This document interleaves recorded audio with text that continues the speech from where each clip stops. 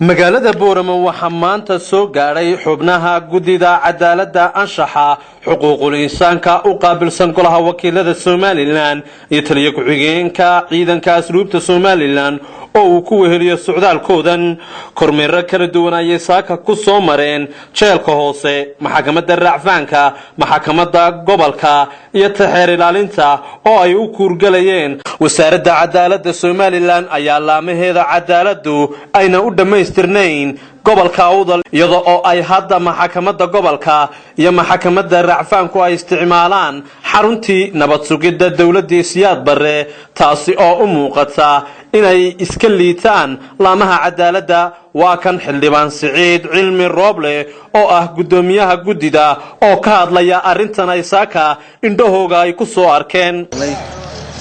xaaladda maxay xabsiga Boorame oo ka kooban oo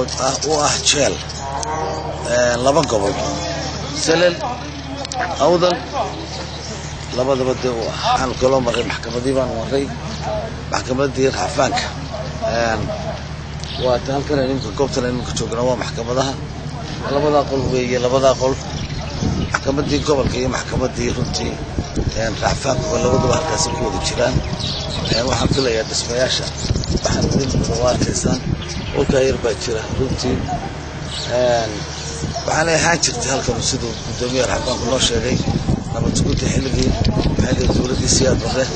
ayaa xafiiska nabad sugidda ma garan karo meesha ahaan jirtay maxkamaddu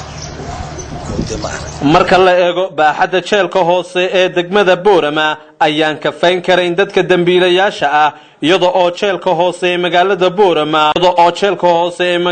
Boorama uu xudun xarig xir u yahay gobolada Awdal iyo Salel kaasi oo dambiilayaasha qaarkood laga keeno gobolkaasi Salel lagu soo xidho